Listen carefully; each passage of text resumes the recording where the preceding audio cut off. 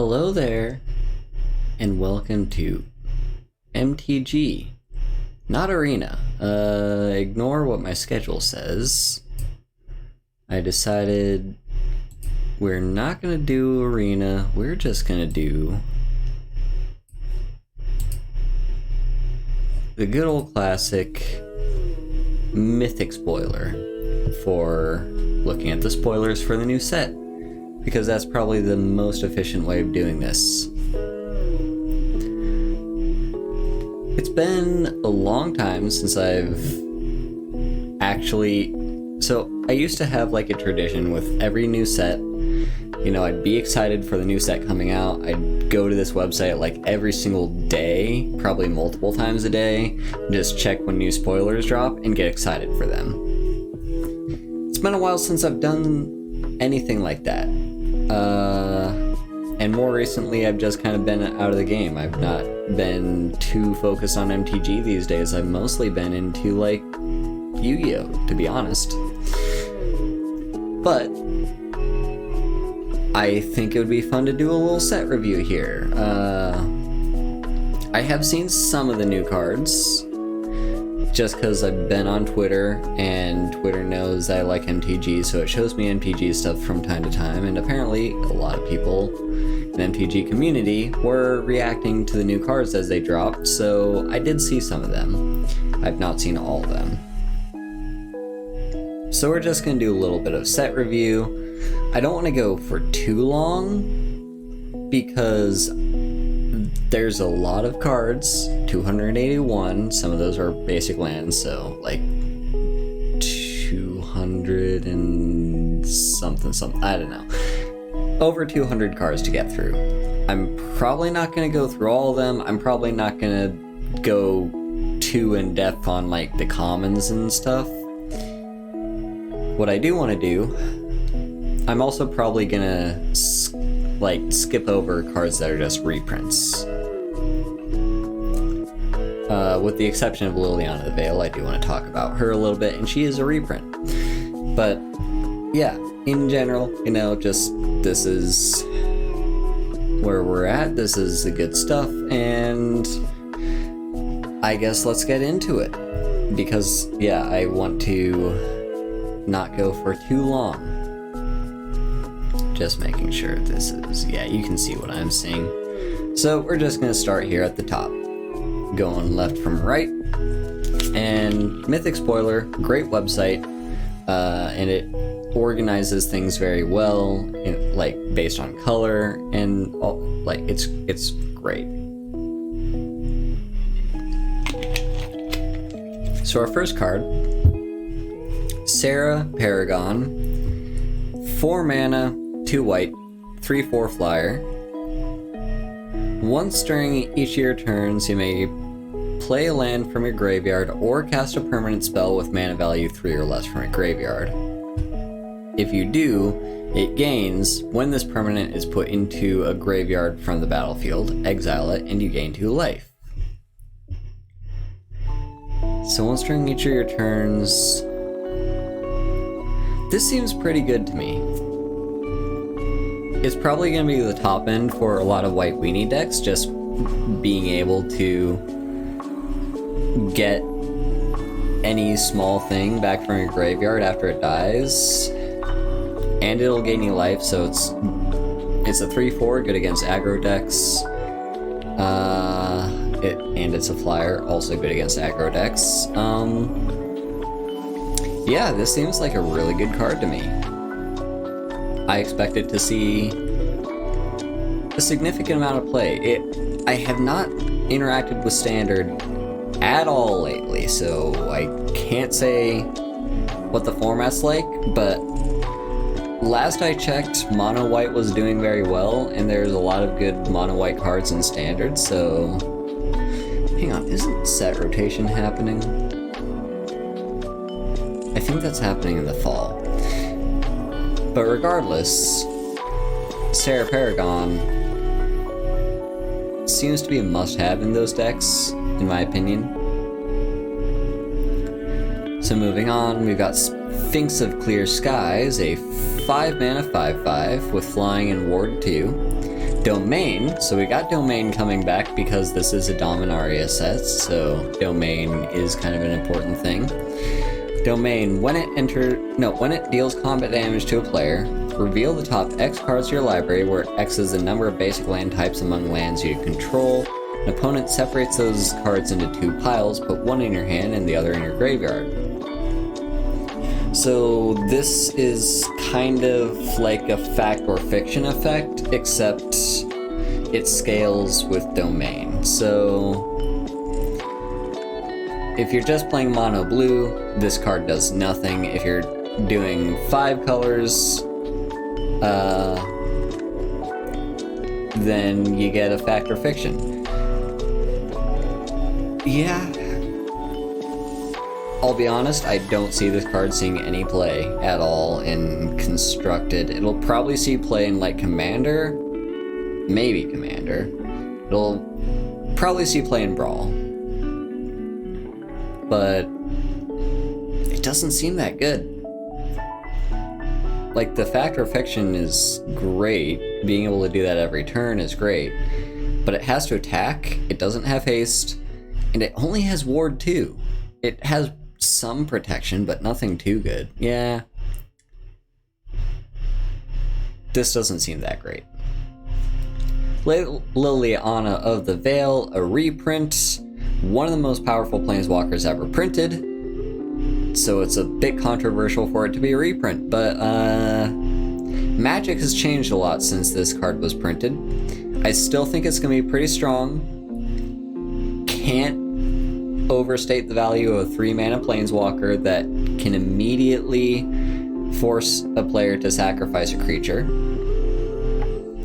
If there are no creatures to sacrifice, you can just start ticking up. And if you get to that ultimate, your opponent's gonna cry. I think this is probably okay for Standard these days, because Standard has gotten to the point where it's a lot easier to remove planeswalkers than back in the day when Liliana of the Veil was first in Standard, so I think it's fine to put her back in. And what's great about this is that means she's coming to Arena. So when I go and play Historic or Explore, it's basically like I'm playing Modern. So Jaya, 4-mana planeswalker, 4 abilities. For +1, she enters with 4. +1, create a 1/1 red monk with prowess. Okay. -1, exile the top 2 cards of your library. Choose one you may play at this turn. -2, choose target creature an opponent controls. When you attack this turn, Jaya deals damage equal to the number of attacking creatures to that creature. Interesting. And her ultimate -8, you get an emblem. With when you cast a red instant or sorcery, copy it twice. You may choose new targets for the copies.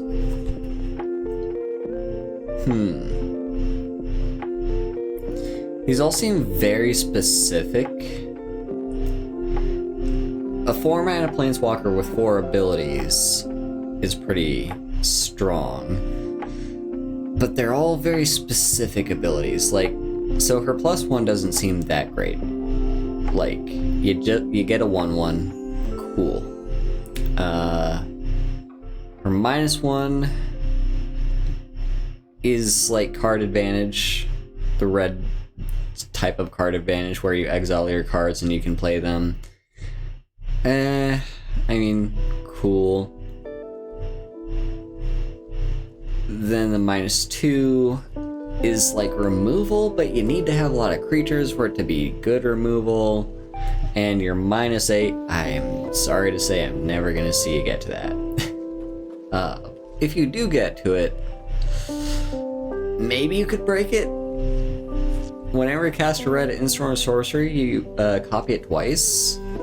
Like, I guess that's broken. Like, there's probably something cool you can do with like Jaya and then Dragonstorm.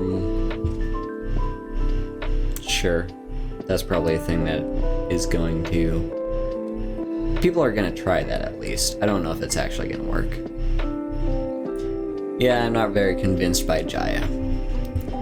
Silverback Elder, 5 mana, very heavy on the green cost, 3 green pips, 5/7. Ape Shaman, whenever you cast a creature spell, choose one. Destroy, target artifact or enchantment. Look at the top 5 cards of your library. You may put a land from among them onto the battlefield tapped, put the rest in random order, and then you gain 4 life.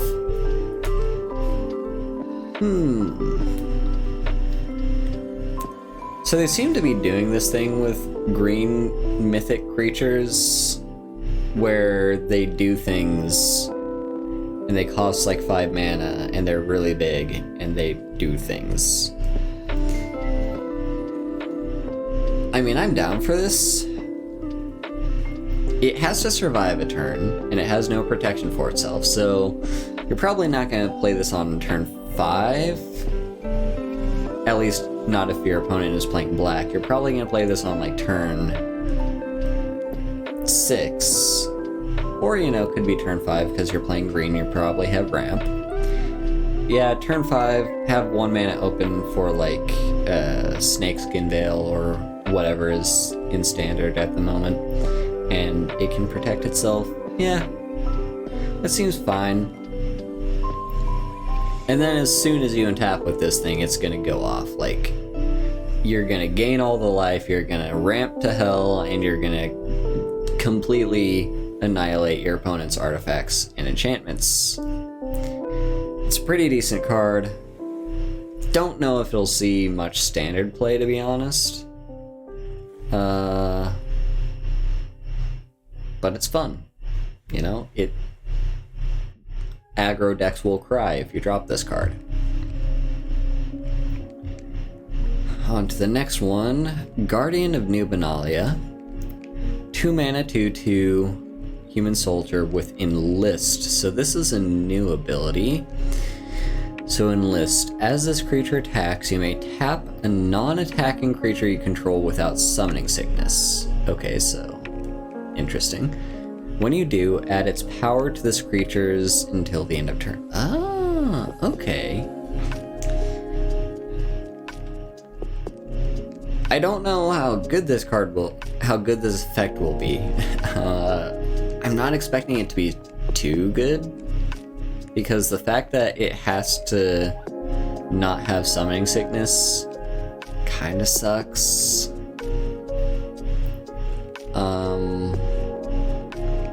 But I mean, if there's support for that mechanic, then sure, it's probably fine. I don't think it'll be too broken though.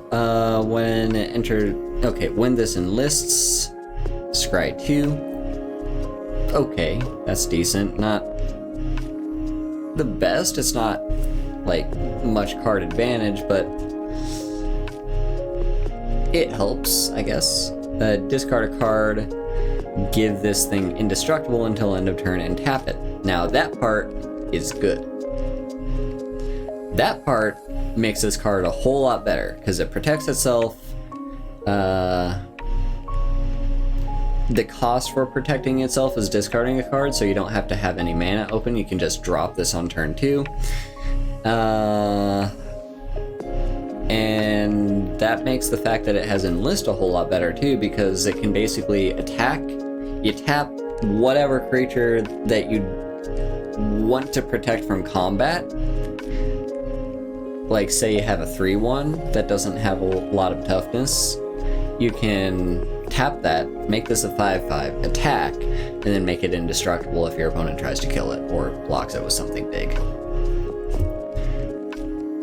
I think this card is actually fairly powerful. And that's a rare. Vesuvian Duplimancy? Vesuvian Duplimancy.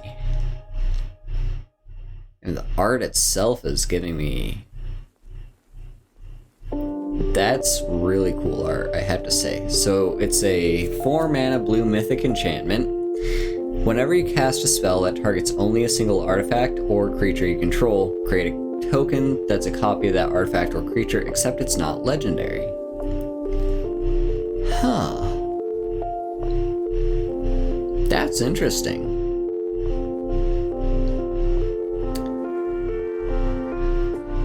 So they have to be spells that target your own things. And there's, like, in my experience, those decks aren't really that good. Like, you want to be kind of going all in if you do that kind of thing. Like, if you're playing a feather deck, for example, you don't want to be playing this on turn 4, you want to be playing several spells targeting feather on turn 4. So there's probably like some kind of combo you can do with this. I'm not really sure what that combo is off the top of my head, but like there's a few things, you know, you could target, say, like an, what's the card called? Loremaster? No, not Loremaster.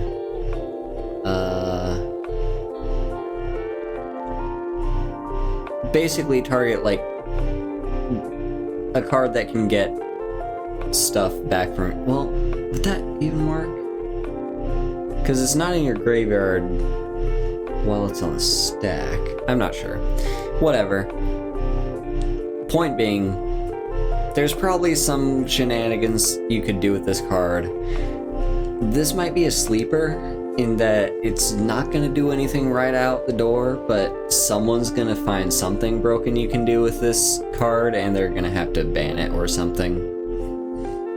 That's my thought. And the fact, it also goes with targeting artifacts. That's another thing, so yeah, keep an eye out for that, I guess. Shieldred, the Apocalypse. Yeah, our next Praetor is up. This is Shieldred. A lot of people seem excited about this card, and I very much see why. 4 mana, 4/5 Death Touch. That alone is very strong. Whenever you draw a card, you gain 2 life, and whenever your opponent draws a card, they lose 2 life. Very straightforward. Not a super powerful effect, but considering how good she, like, I do expect her to see play. Because she's so efficient, she does a lot of stuff for only 4 mana. You don't even really need to worry about the ability, but the longer she stays on board, the more she's going to snowball. So your opponent's going to have to deal with her, and that's not going to be super easy unless they have, like, a removal spell. Shivan Devastator. It's an X-Red Dragon Hydra. Is this our first ever Dragon Hydra? Flying in haste and enters the battlefield with X/1/1 counters on it. I'll be honest. This is probably going to see standard play. Like, that's all it needs. It scales into the late game. The more lands you have, the better this card gets. It's got flying, it's got haste, and it gets bigger and bigger the more mana you spend on it. I expect this card to see play. Especially because I think there's, I can't remember off the top of my head, but I think the dragon card, is it Goldspan? Goldspan Dragon? Is that one rotating? I think that might be rotating, and if so, Shivan Devastator is probably going to take that spot.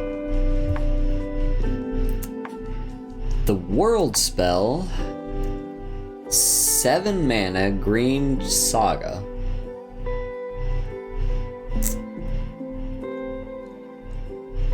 And it has Read Ahead. Ooh, that's new. Read Ahead. You choose a chapter and start with that many lore counters, and then you do your usual saga stuff. If you skip a chapter, you don't trigger it. Huh. That's new. So, chapters 1 and 2, you look at the top 7 cards to your library. You may reveal a non-saga permanent from among them and put it into your hand. Put the rest on the bottom of your library in any order, or in a random order. Okay, top 7 non-saga permanent goes to your hand. Okay. So let's see a dig. And then chapter 3, put up to 2 non-saga permanent cards from your hand onto the battlefield.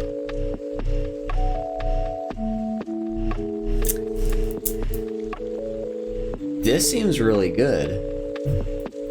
And it's because of that read ahead ability. If it wasn't for read ahead, I would say this card is powerful, but if your opponent is running enchantment removal, it can be stopped. Because, you know, it's going to be stick around for a few turns before it actually does its thing. But because it can read ahead, if you're worried about your opponent having interaction for it, you can just play this on chapter 3 and dump out like a bunch of big bunguses and or something. You can play like 2 planeswalkers off this card. That seems really, really solid. And yeah, the fact it says non-sagas is mostly so it can't get itself and create like a loop. Yeah, I'm down for this card. I think it's gonna... Okay, 7 mana is a lot, so unless there's a lot of ramp going around, I'm not seeing this in standard, but this is absolutely gonna see play in like Commander and probably Historic. I don't know if Historic's like too fast right now. Maybe Brawl though. Like, there's a lot of stuff this card has a lot of potential. Anyway.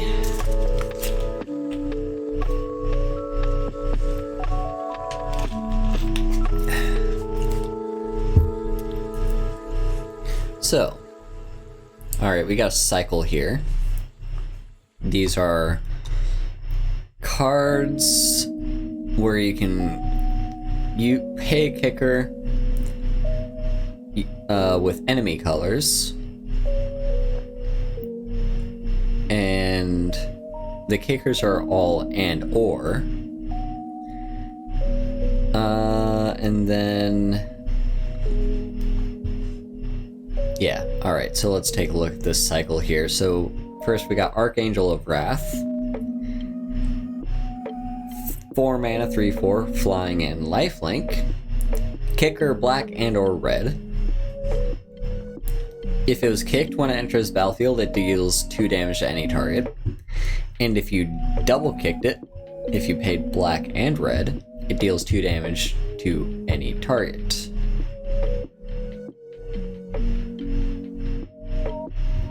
Okay, so it just does the same thing. Yeah, the first time you do it, it deals 2 damage. But then if you do it twice, it deals another 2 damage. And those other 2 damage can go at a certain thing, or it can go to a different thing. And keep in mind, because this card has lifelink, you're going to be gaining that life back when you play this card. I think this card is very good. If you can play with those extra colors, like, even if you can only afford to play one of those 2 colors, it's still going to be pretty good. So, I expect this to see play. I really want this to see play, actually. Like, I kind of want to play this card. Vidalian Mindsinger. 3 mana, 2/2. Kicker 1 red and or 1 green. It enters battlefield with 2 1/1 counters on it for each time it was kicked, so it can be a 2/2, a 4/4, or 6/6. When it enters the battlefield, gain control of target creature with power less than Voldalian Mindsinger's power for as long as you control Voldalian Mindsinger. That's interesting.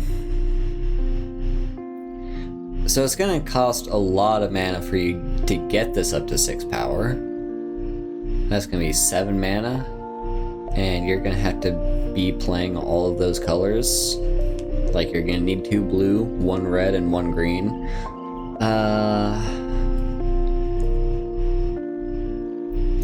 Like gain control effects don't really see that much play these days, and it's partly because they're just kind of like, well, a lot of them are reliant on having a creature, and usually you want that creature to be on the cheaper side. So I'm gonna say you're mostly gonna be seeing this card. I doubt you're gonna be seeing this card played on 7. You're probably gonna be seeing it on either 3, if there are some really good like 0 or 1 power creatures running around, or you're gonna see this on 4, or I see this on 5, so it has 4 power, so you steal something power 3 or less. So like if your opponent drops an Archangel of Wrath, you're good, but I'm not convinced by this card. I don't think it's too powerful. Stronghold Arena. It's an enchantment that's actually fairly cheap. You know, it costs 2, or if you kick it for either, it costs up to 4. So when it enters the battlefield, you gain 3 life for each time it was kicked, so either 0 life, 6 life, or 3 life. Whenever 1 or more creatures you control deals combat damage to a player, you may reveal the top card of your library and put it into your hand. If you do, you lose life equal to its mana value. Okay, so the kicker is really just if you want to gain life. It's really only for that. Otherwise, the kicker doesn't do anything. So you could just very easily just drop this on 2. And what is it again? Whenever 1 or more creatures you control deals combat damage to a player. Okay, so that is like, it's like what's it? Dark Confidant. It's like a Dark Confidant effect. You know, some extra card draw. If you're playing cheap cards, if you're playing cheap spells, this isn't like, it's not gonna hurt you too much. It's just some good card advantage. Unlike Bob though, it's not a guaranteed once per turn. You have to connect. Like, you have to get through your opponent's defenses, which means I don't know if this card is gonna be that good. Yeah, I'm not seeing this card seeing much, if any, play. Temporal Firestorm. 5 mana sorcery. This better do something good for 5 mana. And then in kicker, white and blue. Choose up to X creatures and or planeswalkers you control, where X is the number of times the spell was kicked. Okay, so you can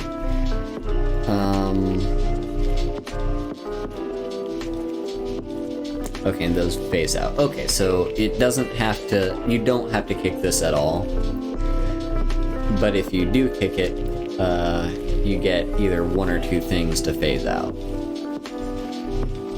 And it deals 5 damage to each creature in Planeswalk. Okay, so this is a red board wipe. Well, not, it's the way red does board wipes, which is damage.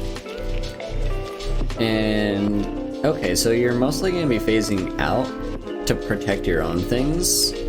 So this is like one of the few board wipes where you can be safe playing like one or two big things that you kind of want to protect. And then you play this card, destroy most of the board. Your opponent's probably going to have something big that survives this unless they're playing aggro. And yeah, you can deal with your own stuff. Or, alternatively, if you have something with a lot of toughness, you know, like 6 toughness or more,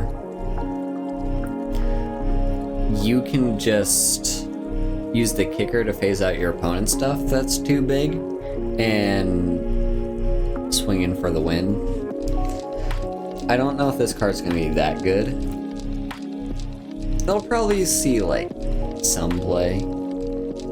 I can see people, like, running this in their decks. If nothing else, it'll be sideboard. Yeah. I like the card though, and I love the art. Temporal Firestorm has great art. And then we've got Urborg Lugroif. So, Urborg Lugroif. It's a 2 mana X 1+X, or star 1+star. Without even reading the card, I swear to God, if this is just Tarmogoyf but better.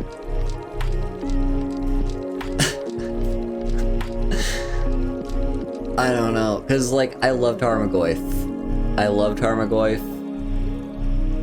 But if they're literally just saying Tarmogoyf is not good enough these days, I mean, they put Tarmogoyf in Arena. Anyway, let's read the card. So it's got kicker, blue and or red, blue and or black. Ugh, my neck hurts. When it enters the battlefield, mill 3 cards for each time it was kicked. And its power and toughness. Its power is equal to the number of creature cards in your... Okay, good. Okay, so this isn't Tarmogoyf. It's got the stats of Tarmogoyf, but it only cares about creature cards. And only creature cards in your graveyard. So, Tarmogoyf was good because you'd basically... like, you know, be playing lands that end up in your graveyard because you sacrifice them to search for lands, and you'd be, like, just doing all these shenanigans. You'd have these removal spells to deal with your opponent's stuff, and your graveyard fills up, your opponent's graveyard fills up, and before you know it, it's like a big mungus. This card is a lot safer. It only cares about your creature cards in your graveyard. It does have a higher top end than Tarmogoyf, because Tarmogoyf has a limit on the types of cards.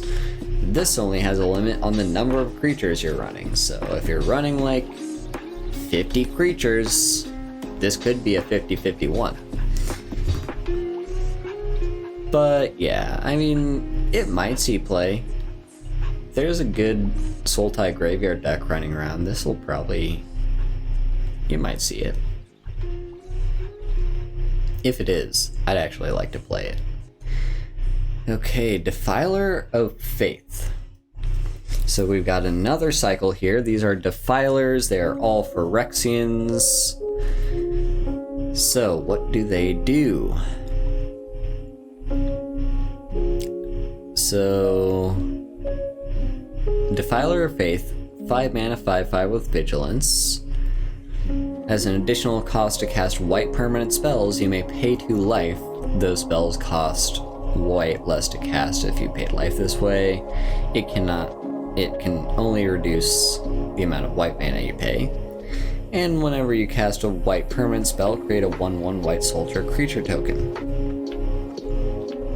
And it looks like all of the Defilers do the same thing for their various colors, and their abilities are relevant to their colors as well. So white gets Vigilance, and blue Flying, black Menace, red First Strike, green Trample, And they're all about the same cost. White, blue, and green all cost 5. Black and red cost 4. And then, yeah, we got 5/5, a 4/3, a 4/4, 4/4, and a 6/6. And all their abilities are based on whenever you cast a permanent of that color. So, the white says you get a white soldier. Blue says draw a card. Black says target creature gets +1/+1 and menace till end of turn. Red says deal 1 to any target. And green says put a 1/1 counter on each creature you control. So, my thoughts here.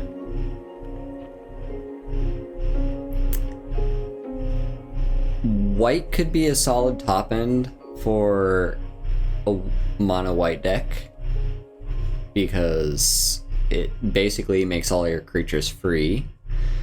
It builds up a big board, giving you soldiers every time you play a creature, and yeah, I can see that being good. Defiler of Dreams. I can see this being a combo card. Like, there was a combo deck a while ago that I played once upon a time in Modern, and it was like you play a bunch of very cheap cantrips for either no mana or very little mana, and you have a way to basically generate 1 mana for every time you play a spell. And you can basically use that to draw out your entire deck and have a big creature that gets bigger each time you play a spell. So I can see this being a part of a combo. Someone's gonna break this card, I promise you, because the fact that you draw a card every time you cast a blue. Oh, no, never mind. No, this gets worse because it has to be a permanent. It cannot be just like any random spell. It has to be a permanent. Okay. Someone might still find a way to break this, because drawing a card and the fact that you're reducing everything's cost by 2 life is, yeah. The black one seems fine, not spectacular. I mean, it might see some play. The red one seems kind of actually very good for like a mono red deck. This as a 4 mana top end, like a 4/4 first strike alone is really good. And now all your stuff gets cheaper, and now you get to ping everything every time you play a thing. So that's gonna be good. But I think that, yeah, the big ones are gonna be like the white one, the blue one, and the green one, because the green one makes stompy decks really good because you drop this on 5, all your mono green cards are now a lot cheaper, and you grow your entire board every time you cast a green permanent. So this is a very strong cycle. The weak ones I see being probably black is weakest. Red might be next weakest. Yeah. And then we have another cycle.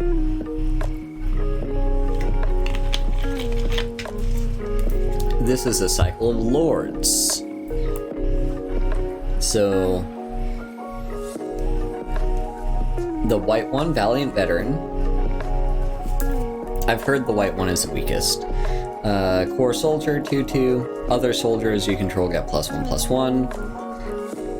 Pay 5 mana and exile it from your graveyard to put a 1/1 counter on it, to put a 1/1 counter on each soldier you control. Yeah, I mean, that seems solid. It's very playable. Like, if you're playing a soldier deck, just the Lord effect alone makes it very good, and the fact that if someone's gonna kill it, because this does have a target on his back because it grows your board, late game you can spend 5 mana to grow your board again. The blue one is the one that terrifies me the most. Well, I don't know, I haven't even seen the rest of these yet. The blue one terrifies me the most from what I've seen, though, because I hate merfolk. I hate playing against merfolk. They're the worst. Merfolk are the worst. And this has flash. Why does it have flash? But it has flash, and then you can sacrifice a merfolk to counter a non-creature spell unless its controller pays 1. I hate this card. I hate it so much. This is going to see play, by the way. Shadowrite Priest. Other clerics get +1/+1. I don't really see that many clerics running around, but this might be something. And then pay 5 mana, sack another cleric to search your library for any black creature card, put it into play, and then shuffle your library. So, talking about eternal formats, you can use this card to search up for, like, I can't remember the name. I think it starts with a G. You know the card I'm talking about, right? It's the what do you call it?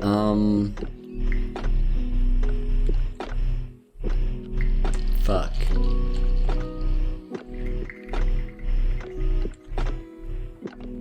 It kills me that I cannot think of the name of this card. I swear it starts with a G. But it's an 8 mana, 7/7, where you pay 7 life and draw 7 cards, and it's got lifelink and flying. I can't remember the name of it though, but basically, point being, people are pointing out you can do crazy shit with this card. 5 mana seems like a lot, and you have to be able to untap with this card, so I don't think it's gonna be that good. Yeah, the fact alone that you have to untap with it, it's only a 2/2. It costs 5 mana to activate.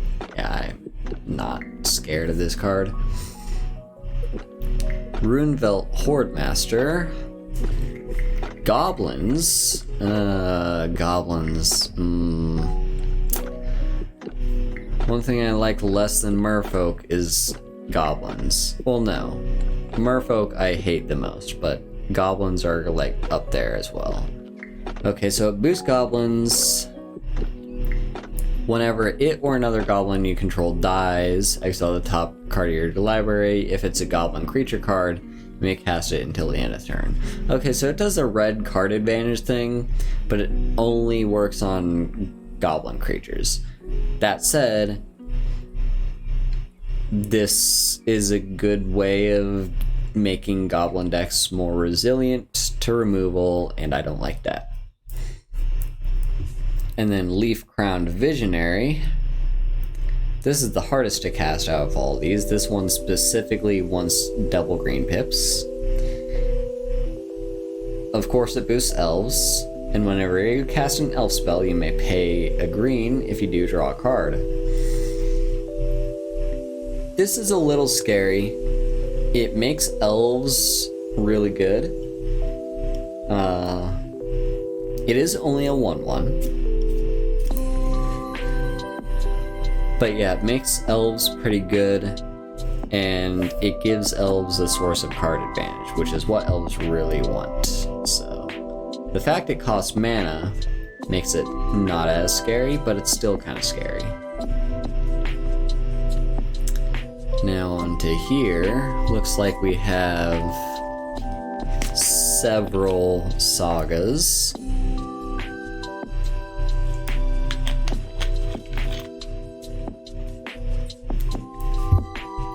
to the White Saga.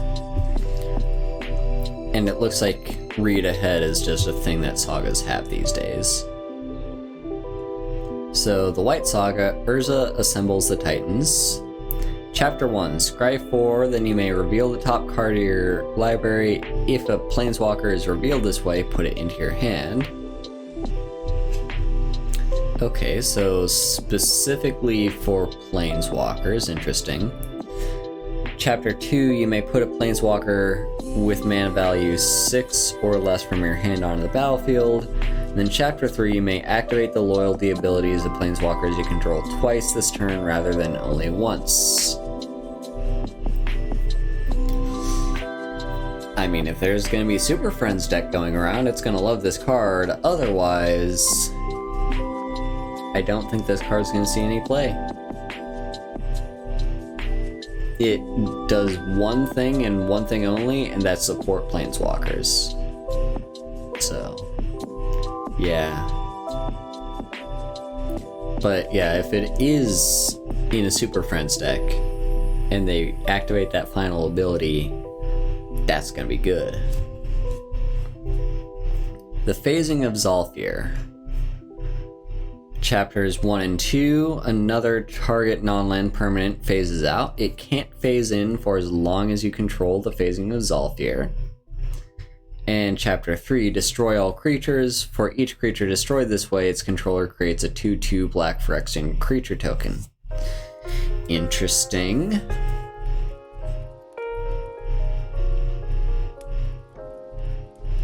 It's not often that you see a blue card say destroy all creatures on it. Now, it's not a good board wipe because it replaces everything it destroys with a 2/2. But it's kind of cute that it does that. And yeah, if there's a permanent that you really don't know how to deal with, you can choose Chapter 1 and it's gone for several turns. Yeah, this is a kind of cute card.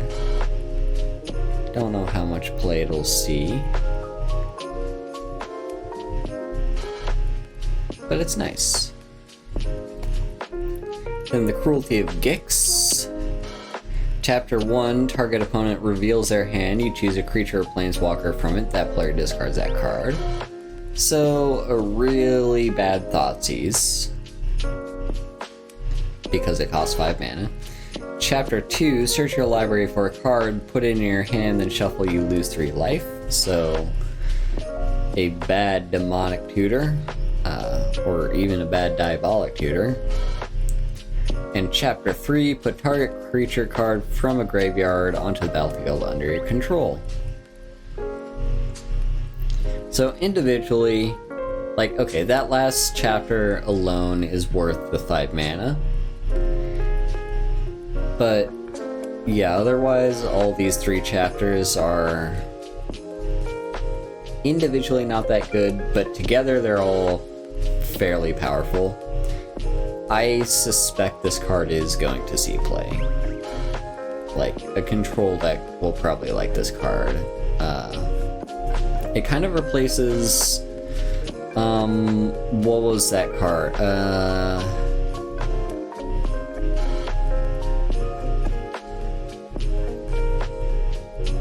Eldest Reborn. It kind of does the same thing Eldest Reborn does, and that saw a lot of play back in the day.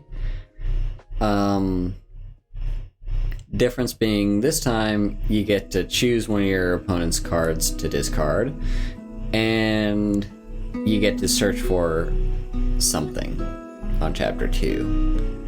It doesn't hit any of your opponent's stuff though, which is the problem, but once it hits Chapter 3, yeah, I mean, it's a worse Eldest Reborn. I do have to say that. It's worse than Eldest Reborn. But it does several things, and this is, I think, better on if you start on Chapter 1 and get as much value as possible. And the Elder Dragon War. Chapter 1, it deals 2 damage to each creature and each opponent. Chapter 2, discard any number of cards and draw that many. And Chapter 3, create a 4/4 dragon with flying.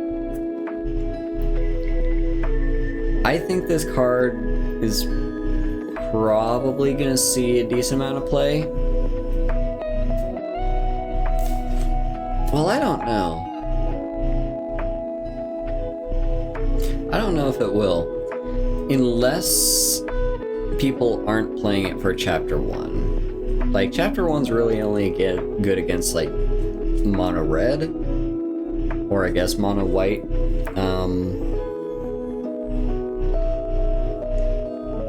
And Chapter 2 is basically like a wheel effect, you know, you can discard your hand and redraw. And then Chapter 3 makes a dragon.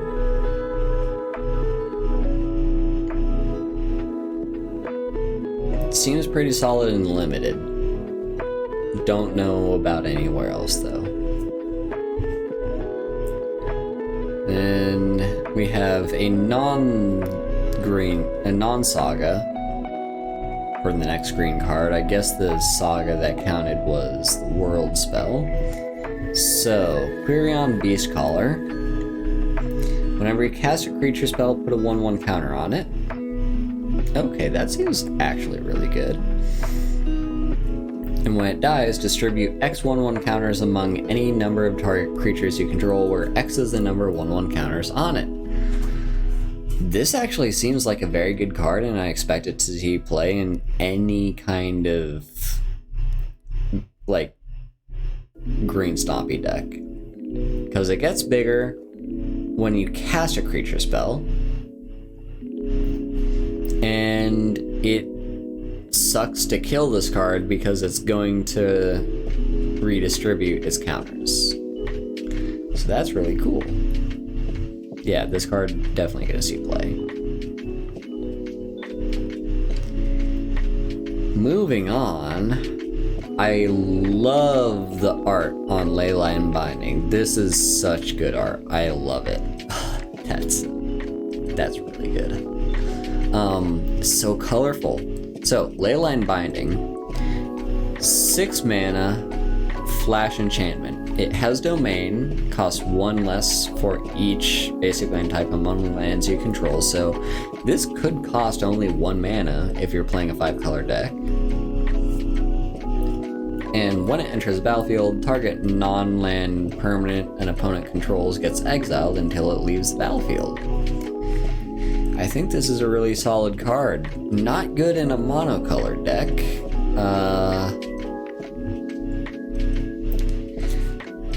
Yeah, in a monocolored deck, this card is kind of terrible. It's gonna cost 5 mana. It's gonna cost 5 mana.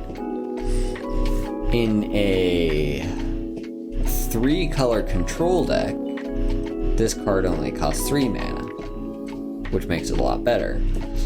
4-color control, it becomes 2 mana, and 5-color control, it becomes 1 mana. So, yeah. I want to see 5-color decks do well. Oh, hello. What are you doing on my computer, buddy? What are you doing there?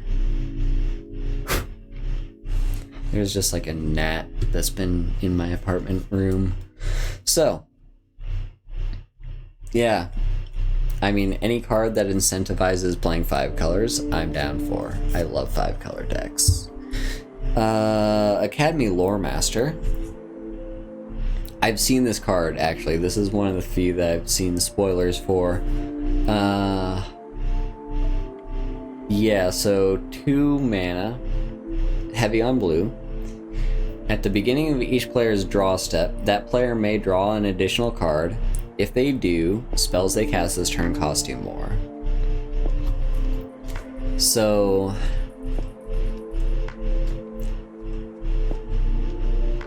if you're playing a blue draw go deck, you're gonna love this card because you just drop it on turn 2, and then every turn afterwards, assuming it survives, you just get an extra card draw, and then you counter spells on your opponent's turn, and your opponent has to suffer tax if they want to draw cards.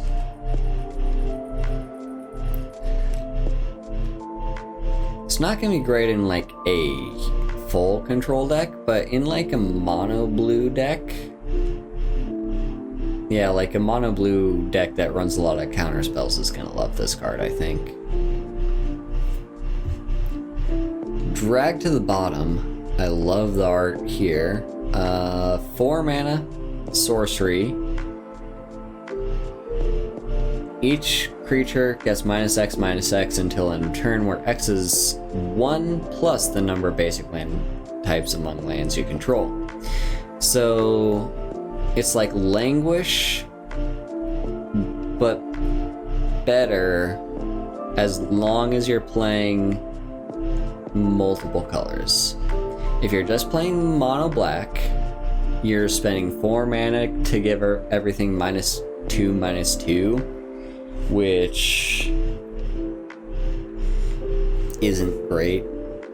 But if you're playing like 4 colors, that's 4 mana to give everything -5/-5, and that's solid. 5 colors, I mean. 5 colors to give everything 5 colors gives everything -6/-6. That's actually pretty solid.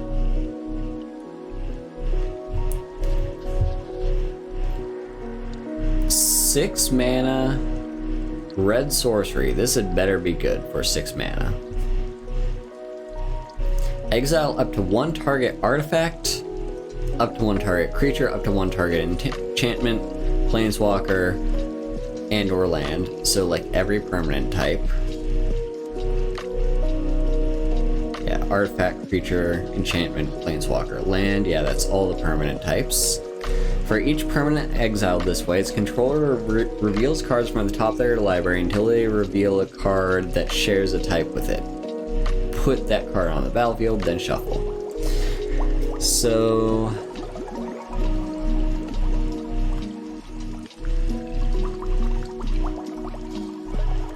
there might be shenanigans.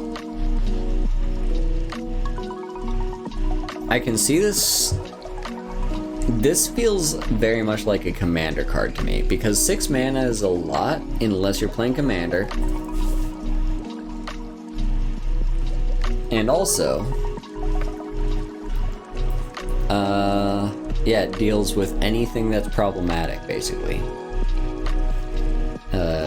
Any problematic lands, artifacts, anything. This is actually, come to think of it, this is a red card that deals with enchantments. It doesn't destroy it, it chaos warps it. But it guarantees to replace it with another enchantment. So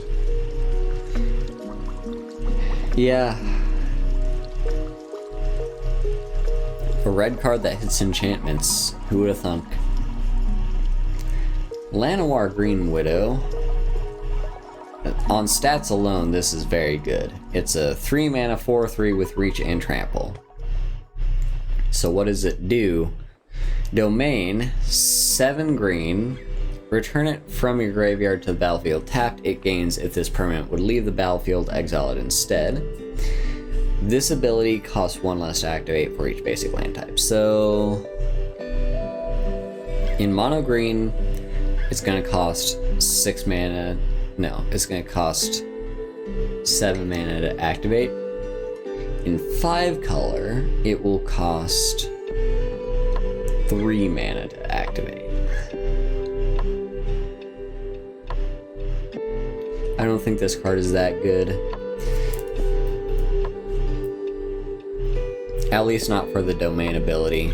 The rest of it is pretty solid and I think is probably playable in green stoppy, maybe. Like, it has low toughness, but it still is fairly good at what it does in a mono green deck. How many more rares do we... Okay, we're almost to the end of the rares. I do want to hurry this up. We're already 1 hour in and not even done with the rares.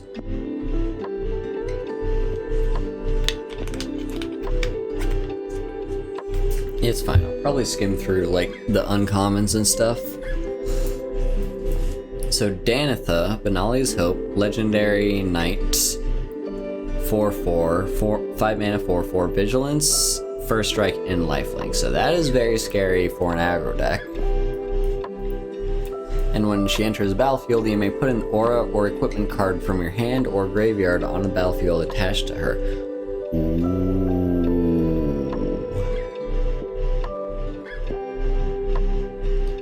Isn't there a green aura that gives the enchanted creature +20/+20 in trample? With the downside, of course, being that it taps the creature when it enters.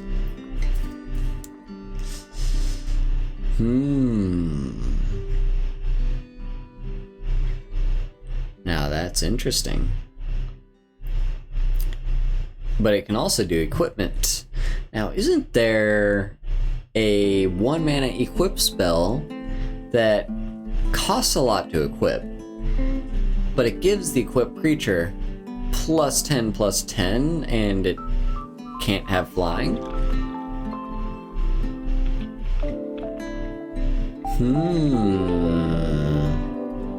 I like the potential this card has. There's some neat things you could do with that. Ether Channeler, but yeah, like stats alone, this is scary for an aggro deck. Ether Channeler, 3 mana, 2/1. On ETB, it either creates a 1/1 white bird with flying, bounces a non-land permanent to its owner's hand, or draws a card. Very solid, well-rounded. I think everything it does is pretty good at what it does. So, yeah. That's a decent thing. Ether Channeler, I think, is solid. I don't think it'll actually... It seems weak for standard, in my opinion, especially because it doesn't have flash. But you never know. Braids. Okay, Braids is back. Braids Arisen Nightmare. 3 mana, 3/3, Legendary Nightmare. At the beginning of your end step, you may sacrifice an artifact, creature, enchantment, land, or planeswalker. If you do, each opponent may sacrifice a permanent that shares a type with it. For each opponent who doesn't, that player loses 2 and you draw a card. So you choose a permanent type and sacrifice it. And then your opponent has a choice. They either also sacrifice the thing that shares that type, or they lose 2 and you draw a card. This triggers on end step.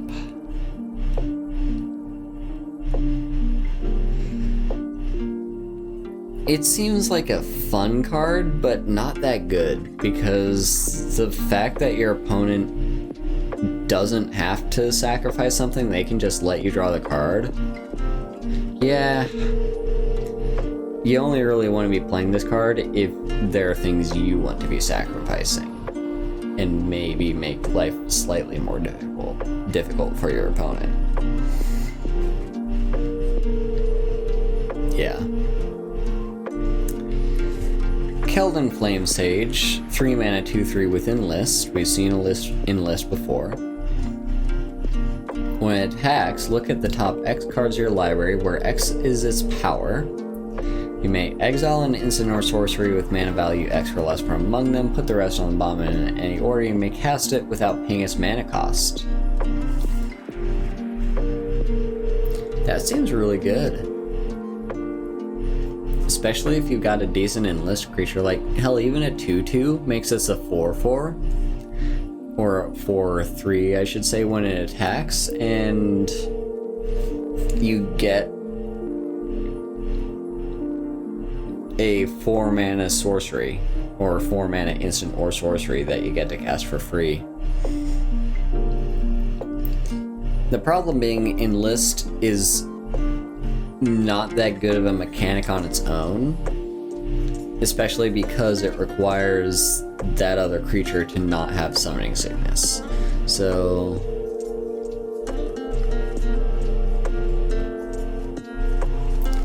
this card is trying to be good, but I don't think it's going to be as good as people think. Like, people are probably thinking this card is similar to that one Dreadhorde card, Dreadhorde Arcanist. People are probably thinking it's similar to this. I don't think it is.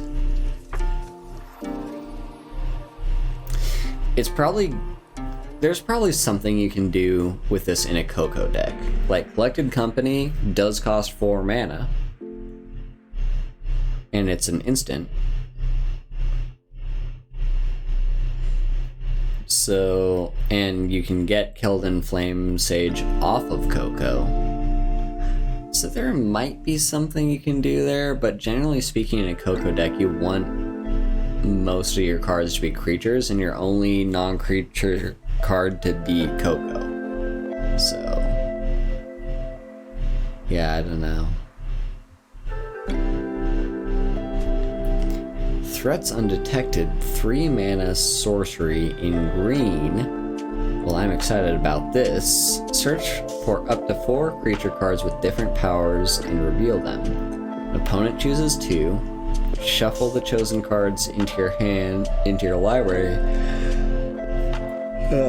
and put the rest into your hand. So this is kind of like Gifts Ungiven.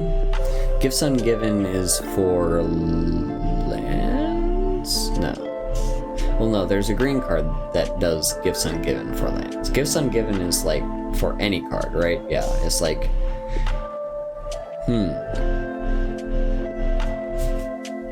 So yeah, Threats Undetected.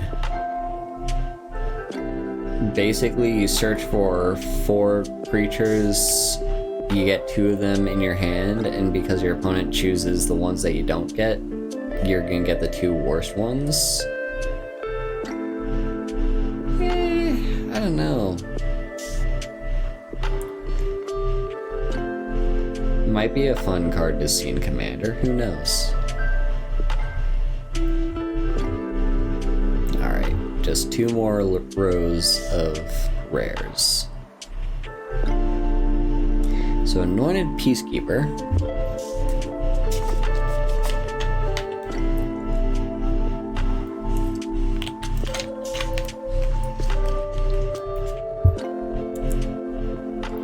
Three mana, 3/3 Vigilance.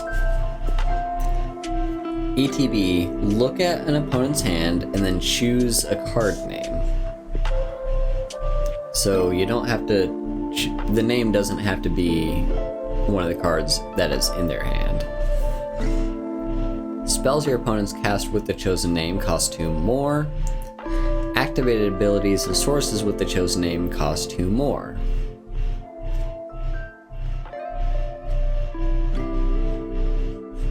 That seems pretty okay. Like, it's a taxing effect. Probably pretty good in a Death and Taxes type of deck. Yeah, I'm liking that card. Seems pretty solid. Silver Scrutiny. X blue sorcery. You may cast it as though it had flash if X is 3 or more, or 3 or less, I should say. You can, okay, to draw X. Interesting. So if you play this on 5 or less, then you can draw 3 or fewer cards at instant speed. But if you try to get too greedy with this card, you're forced to play it on sorcery speed. I can see this card being in a control deck. There might be better card draw spells, but like... Okay, so you're not going to play it on turn 1 or turn 2. Worst case scenario, you're playing this on turn 3 and drawing a single card at the cost of 3 mana. But you could draw up to 2 or 3 cards, all at instant speed when you're not tapping your lands because your opponent hasn't played something that you want to spend your mana to deal with. Or you could even, depending on how much mana you have, just pay however much you feel like and draw a bunch of cards on your turn. It's kind of neat. I don't know if it's too good. You definitely don't want to play this on 1. Probably play it on like 2 or 3. And anything above that, it's not that good. The Raven Man. Now this is actually... I mean, just on name and art alone, I'm excited. So it's a 2 mana, 2/1, legendary human wizard. At the beginning of each end step, not just yours, each end step, if a player discarded a card this turn, create a 1/1 black bird with flying and it cannot block. And then you can pay 4 mana and tap it to make each opponent discard a card. Activate only as a sorcery.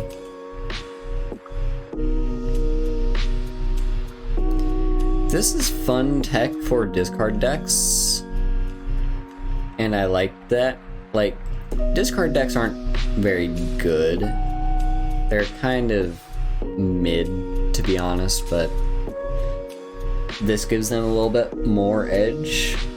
It gives you, you know, a bunch of ravens that can't block. And then Radha's Firebrand.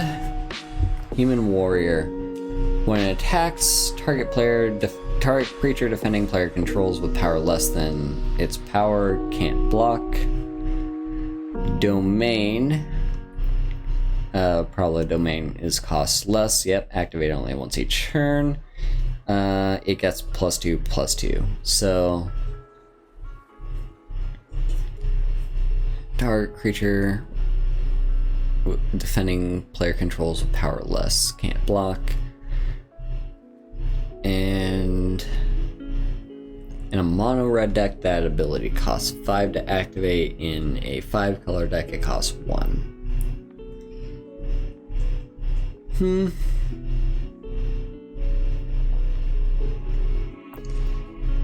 I would say this is good for a mono red deck, and it probably still is, even without the domain effect. The domain ability is just kind of extra.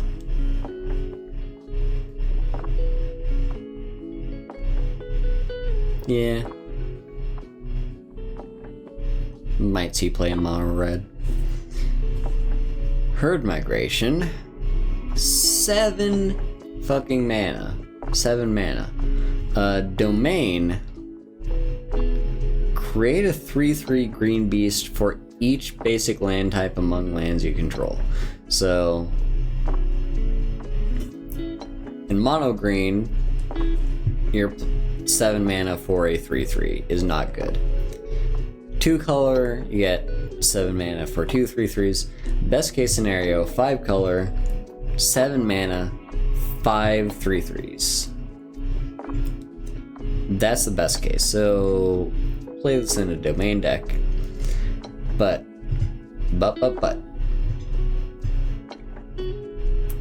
you can pay 2 and discard it to search your library for a basic land, reveal it, put it in your hand, then shuffle. You gain 3 life.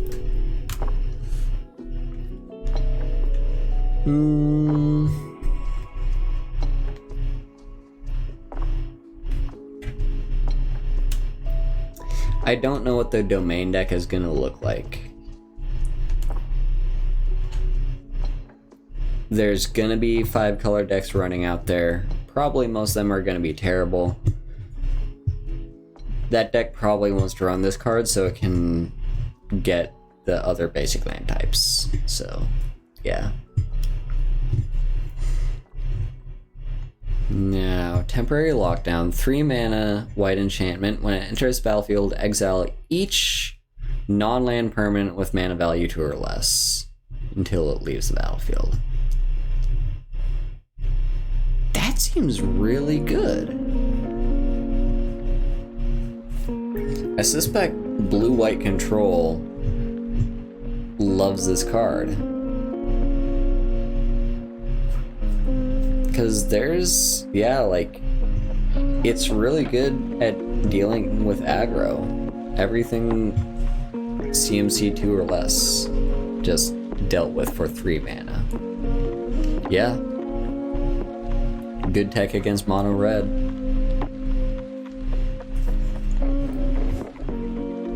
Haughty Djinn. 3 mana, star 4.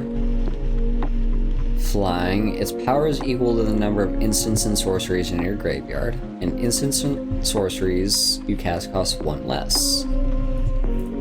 Okay.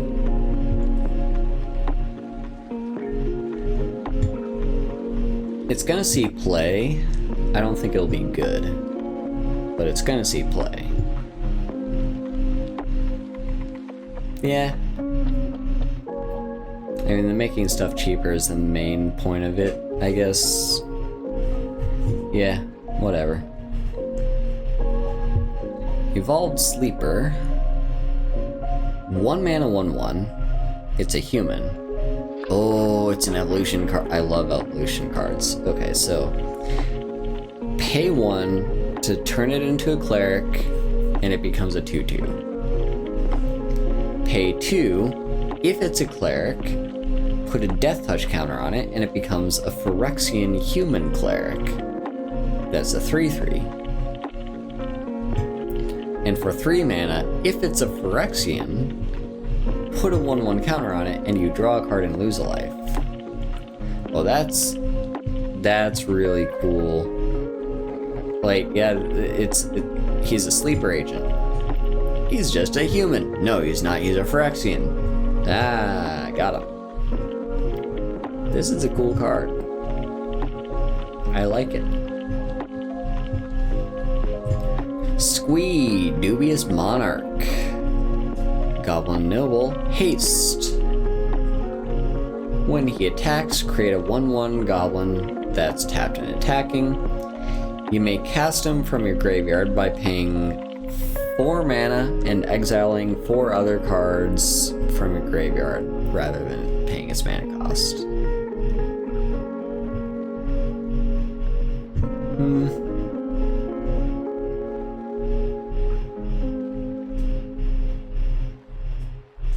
I mean, you'll probably see him in a mono red deck. The fact he's got haste and makes creatures.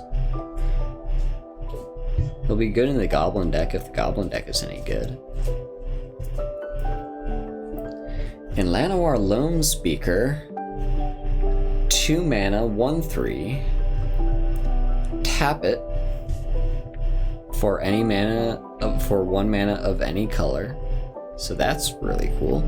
And you can also tap it to make target land you control a 3/3 with haste until end of turn. Cool.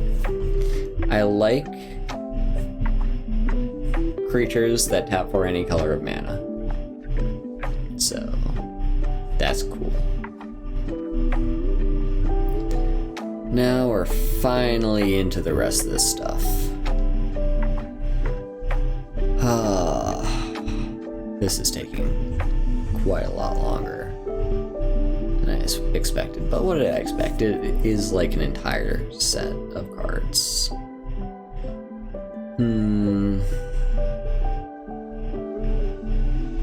I think I'm only gonna keep streaming for another 30 minutes though, because I really, especially tonight, need to get to bed early, so.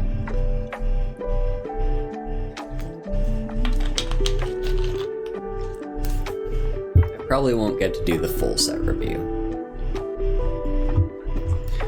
What I'm gonna do first is just look at here, the stuff at the very bottom. Yeah, like the, oh wow, yeah, there's lots of stuff to talk about. So,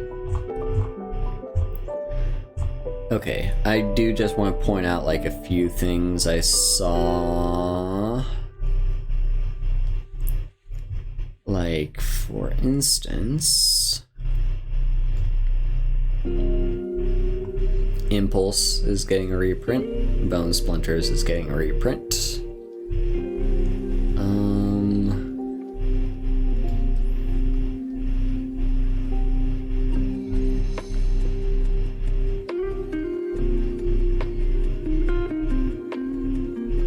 Destroy Evil is kind of neat. Just some good mono white removal.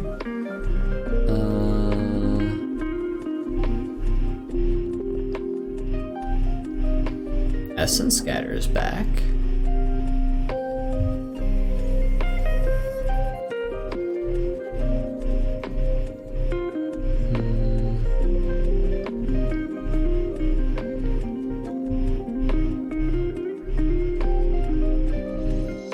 More stuff with Kicker. More stuff with Kicker. More stuff with Kicker. Lots of Kicker spells.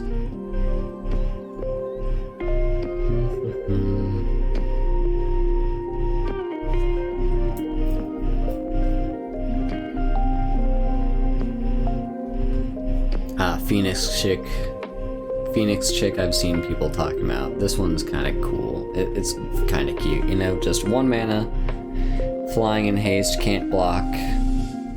And whenever you attack with 3 or more creatures, you may pay 2 red. If you do, return it from a graveyard to the battlefield, tapped and attacking with a 1/1 counter on it. And Cut Down.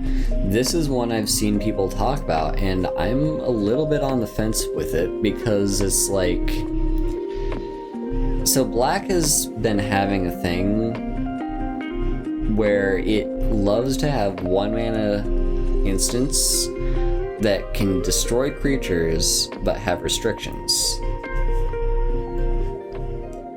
And that's what this one is. Destroy target creature with total power and toughness 5 or less. I suspect a lot of people are going to run this card.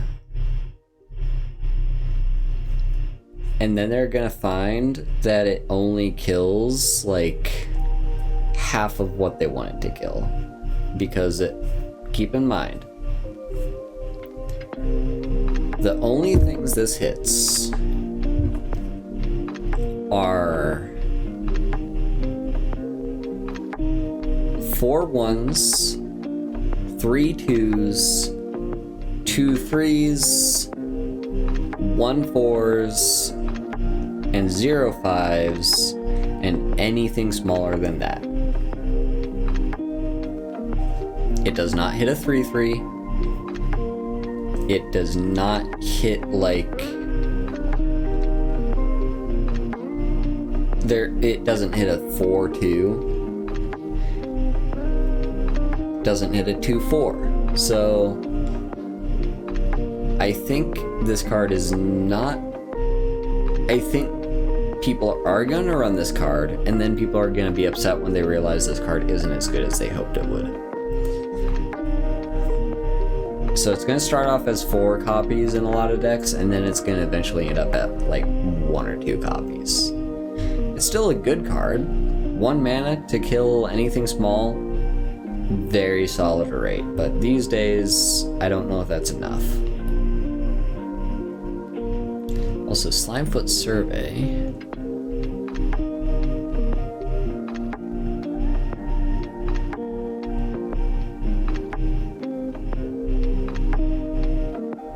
That's kind of cool.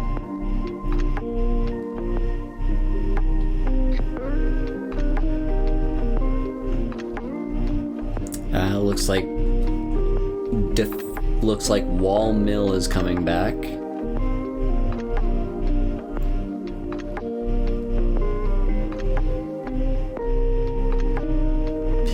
Super neat.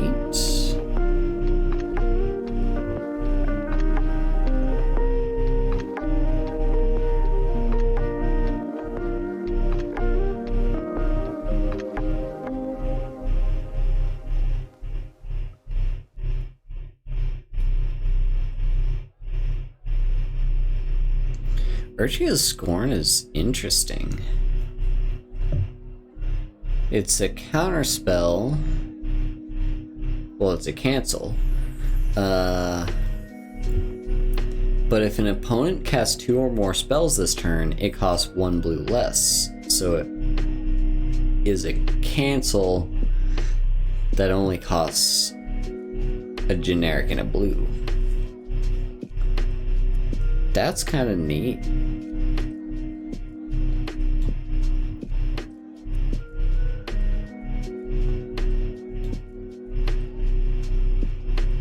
And a bunch of other stuff.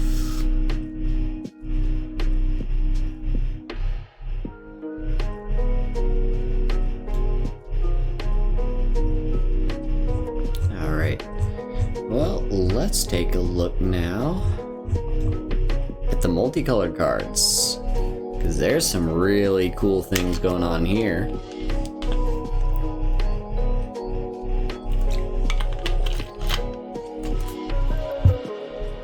So Johnny, Sleeper Agent. Our boy Johnny has been completed. So we had Tamio as the first Planeswalker to get completed, and now it's a Johnny. So you can pay him, you can cast him on 3 mana instead of 4. If you do so, he gets 2 fewer loyalty counters. +1, reveal the top card of your library. If it's a creature or planeswalker, put it into your hand. Otherwise, you can put it on the bottom.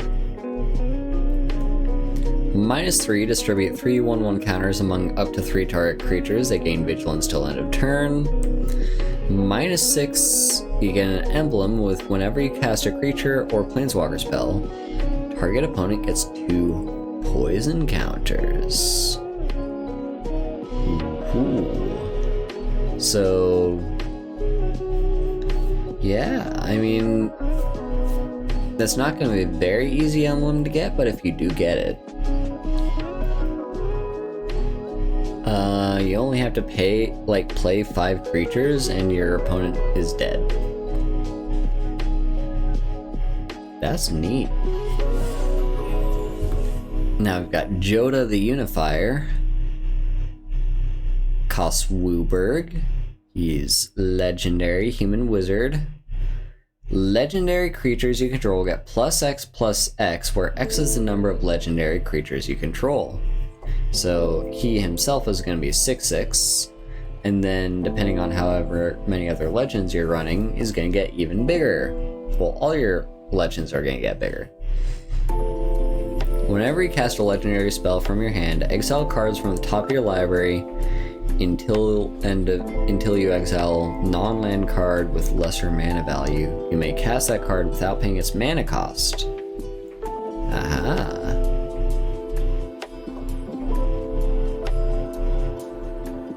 Okay, so it's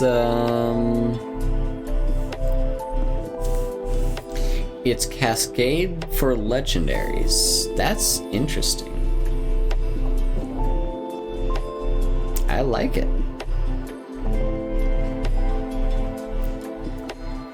Rith liberated Primeval. He is Naya colors. Flying, Ward 2. Other dragons you control have Ward 2. At the beginning of your end step, if a creature or planeswalker an opponent controls was dealt excess damage this turn, create a 4/4 dragon. Nice. Love to see it. Shanna Purifying Blade. She is Bant colors. lifelink. At the beginning of your end step, you may pay X. If you do, draw X cards. X can't be greater than the amount of life you gain this turn. Okay. That's kind of neat. So, yeah, just you can mana sink at the end of the turn to draw a bunch of cards and refill your hand. Soul of Windgrace, Cat Avatar, Jund Colors, 5/4, ETB or attack. You may put a land from a graveyard, onto the battlefield tapped under your control. Pay green and discard a land to gain 3 life. 1 and a red to discard a land to draw a card, and 2 and a black to discard a land to give him indestructible until end of turn and tap it. Nice. Zur, Eternal Schemer. Esper, 1/4 flyer. Enchantment creatures you control have Death Touch, Lifelink, and Hexproof. Pay 1 and a white to make target non-aura enchantment you control into a creature in addition to its other types, and have base power and toughness each equal to its mana value. So it's the same exact stats as Zur before, but this time he gives your enchantments Death Touch, Lifelink, and Hexproof. So if your opponent tries to target your enchantment, you can just say nope and make it into a creature, and so it gains Hexproof. Very solid. Then Soul Kanar the Tainted. That's Grixis, Elemental Demon. At the beginning of your end step, choose one that hasn't been chosen. Draw a card. Each opponent loses 2 and you gain 2. He deals 3 damage to up to 1 other target creature or planeswalker. Or exile him, then return it to the battlefield under an opponent's control. I like cards like these. They're kind of like the Demonic Pact. Oh, I loved Demonic Pact. Where it's like you have several options, but you're only allowed to choose one option each time. So once you run out of options, like something bad happens. And in this case, it's your opponent gets him and gets to use him all over again.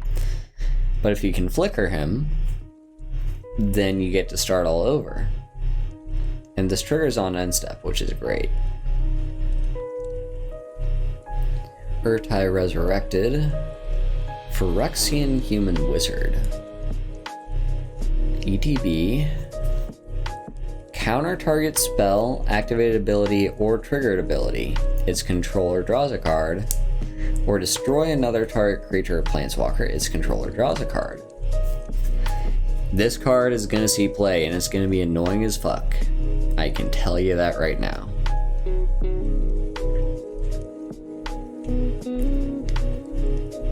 So, Rivas of the Claw. 3 mana, Menace. Tap to add 2 mana in any combination of colors. You can only spend this to cast dragons. Once during each of your turns, you may cast a dragon from your graveyard. And whenever you cast a dragon from your graveyard, it gains when this dies, exile it. So, Rivas of the Claw is dragon support. Nice. Then Maria, Scholar of Antiquity. I've heard people talk a lot about this card, and I very much see why. tap an untapped non-token artifact you control for a green, and tap 2 untapped non-token artifacts you control to exile the top card of your library, and you may play it this turn.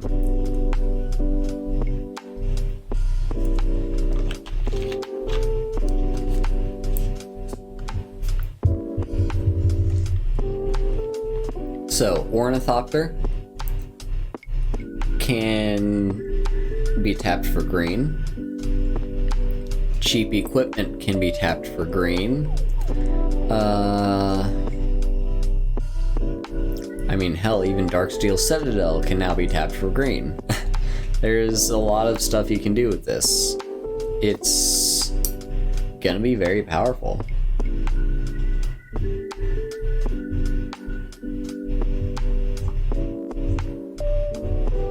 We're getting there, we're getting there. What the fuck? King Darien. What is that? XLV3. Okay, so that's 8. What's L? Is L 50? So King Darius the 48th? I guess? Other creatures you control get +1/+1. Or King Darien, I should say. Pay 5 to put a 1/1 counter on him and create a 1/1 white soldier. And sacrifice him to give creatures you control hexproof and indestructible. Cool. Ivy, Gleeful Spell Thief. Only costs 2 mana. It's a 2/1, flying. Whenever a player casts a spell that targets only a single creature other than Ivy, you may copy that spell and target Ivy. Someone in my Discord server was talking about this card actually, and she seemed to like this card. And I mean, I suspect there can be shenanigans. She's very cheap for only 2 mana.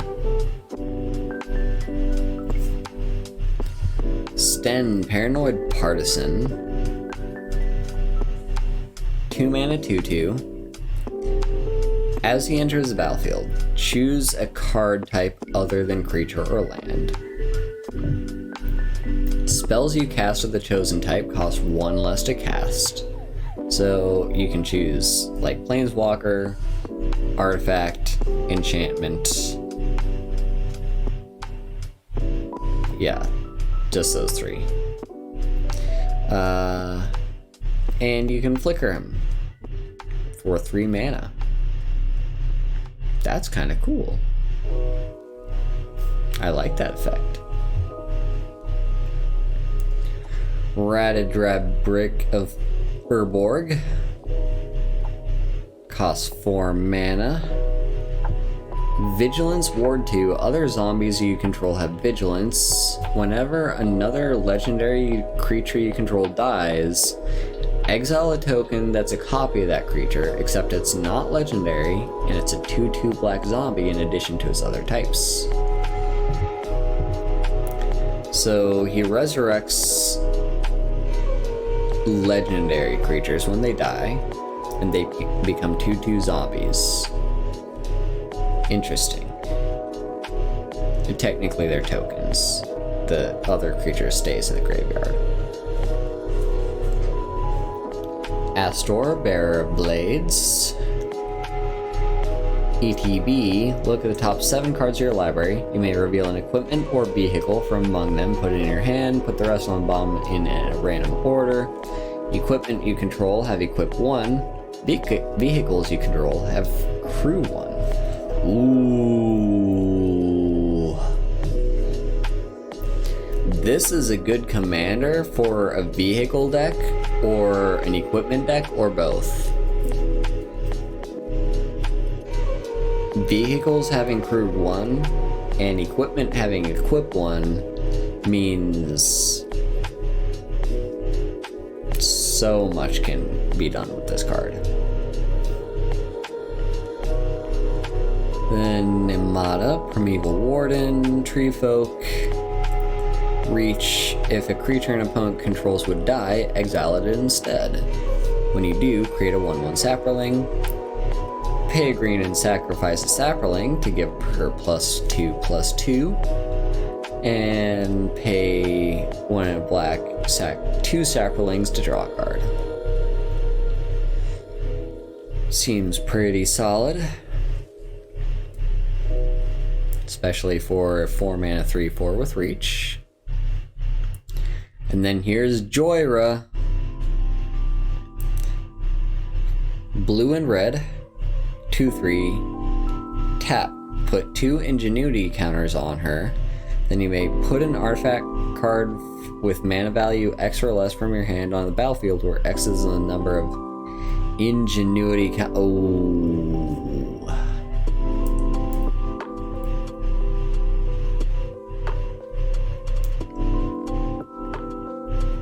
This seems really cool. I also love the art on this card. But this seems really cool. I don't know if she'll be good enough, because she does have to survive over several turns. But like, you can put expensive artifacts into play if you keep her around long enough. And even if not, like, you also do have to untap with her is the other thing. But I feel like there's a lot of cool stuff you can do with Joyra as a commander. And yeah, we've got several other legendaries that are returning, such as, I don't know Urug or Aaron off the top of my head, but I do know Rada.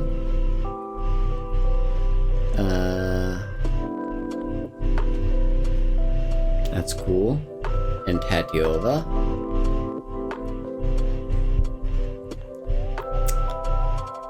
Land creatures you control have flying. That's kind of neat. Ooh, yeah, that's nice and neat.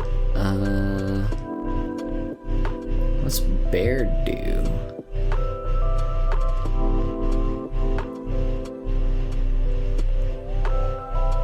Okay. Nice.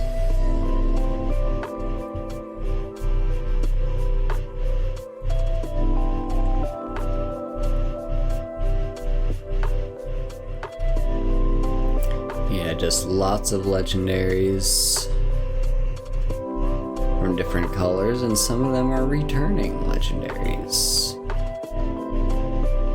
That's neat. Now,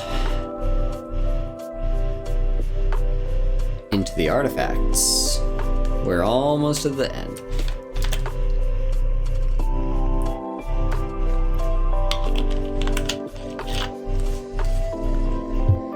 Karn, Living Legacy.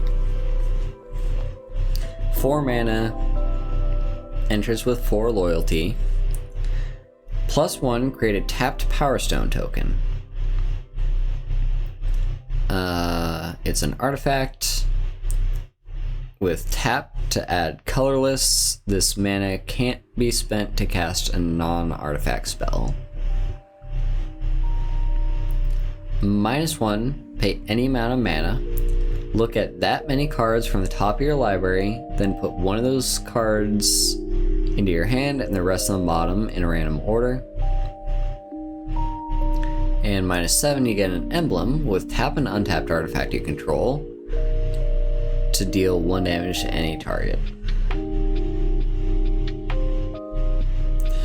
I'm very underwhelmed by that card, which is a shame, but yeah. Timeless Lotus, 5 mana legendary artifact, enters tapped, tap it to add Wooburg.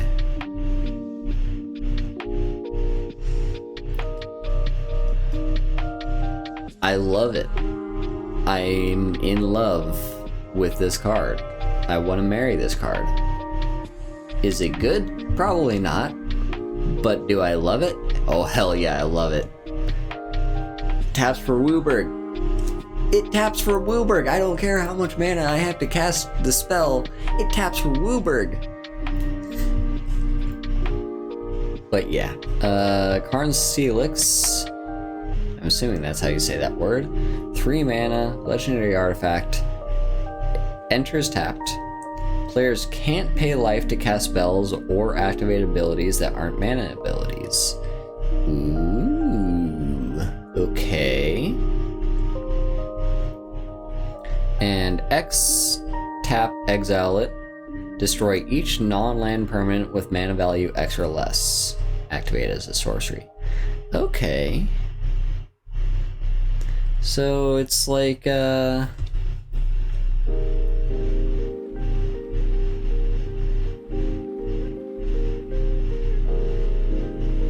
can't remember the name of the card. It's like a whatchamacallit.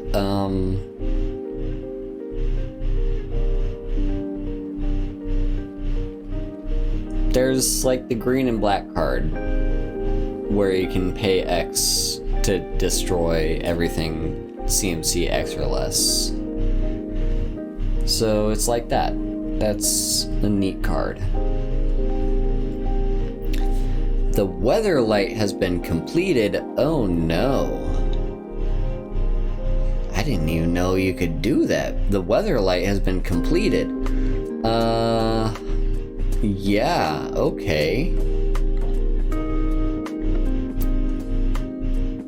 2 mana, flying.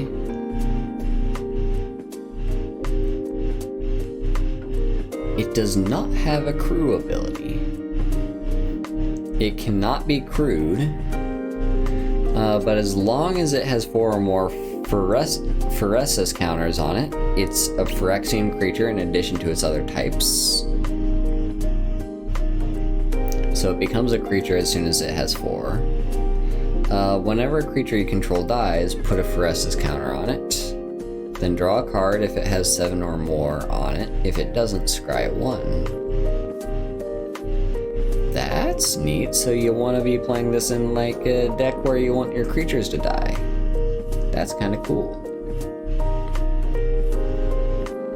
I'm more interested in just like the story implications of the Weatherlight being completed. That's... ooh, wow. And then Golden Argosy. Golden Argosy. 4 mana, 3/6 with crew 1. When it attacks, exile each creature that crewed it this turn. Return them to the battlefield tapped under their owner's control at the beginning of the next end step. Okay, interesting.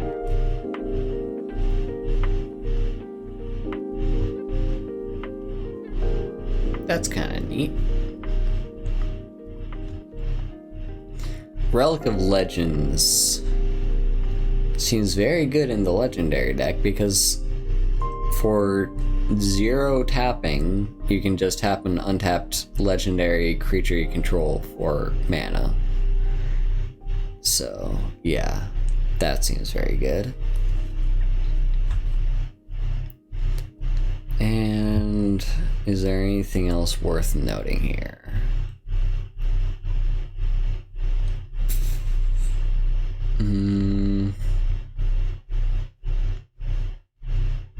Not really, so let's move on to the lands.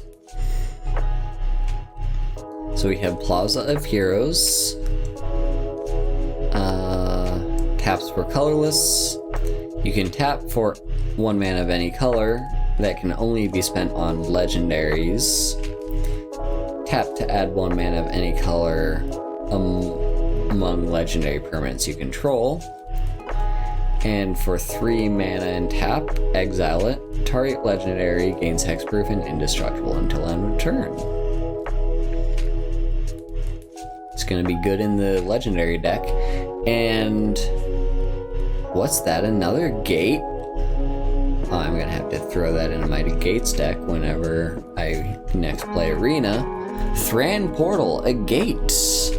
It enters battlefield tapped under your control, unless you control 2 or fewer lands. So,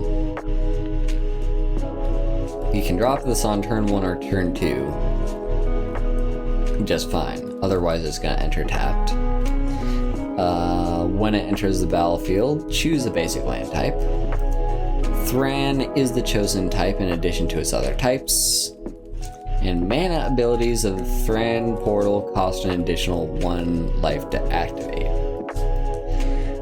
Okay, so it becomes a basic land type, which of course means that it can tap for the colors of that land, but it costs you 1 life to do so. Interesting. I guess that's the cost that you're paying for, yeah, for being able to do this. And it looks like our rare land cycle is the rare lands, I can't remember, the pain lands, that's what these are, where you tap them either for colorless or 1 of 2 colors, but it deals damage to you. I love the art on them, I'll give it that. Oh, I love the art here. Especially like Shivan Reef is good. I really like Harplucin Forest. Yavimaya Coast, Caves of Koilos. I could do without the Sulphurous Spring, and I guess Arcticar Waste is kind of fine, but still. Also, what have we got? We've got allied, allied, allied, enemy, enemy, enemy. So it's not all the pain lands, but it's 3 of the allies and 3 of the enemies. And they're now in Arena, thanks to that, so that's something. And then we've also got this common dual land cycle, which again, gorgeous art, especially Wooded Ridgeline, Radiant Grove,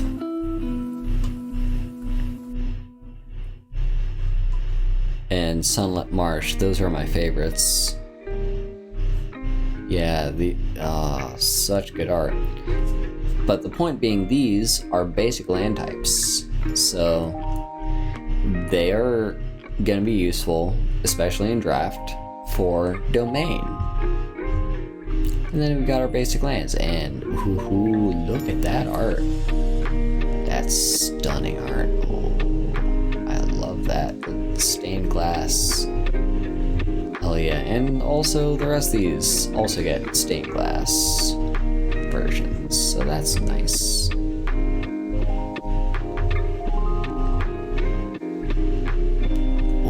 Ooh, look at these ones. Oh, I like the Sulphurous Springs. And Shivan Reef is really cool.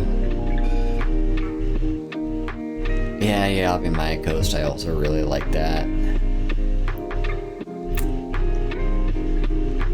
So cool.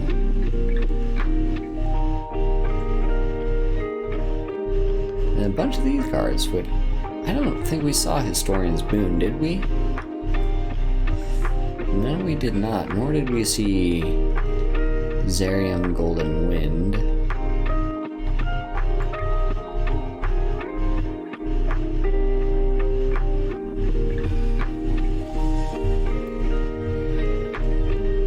So, yeah, these are all really nice. Why didn't I see the... Hang on. There's more. Jensen.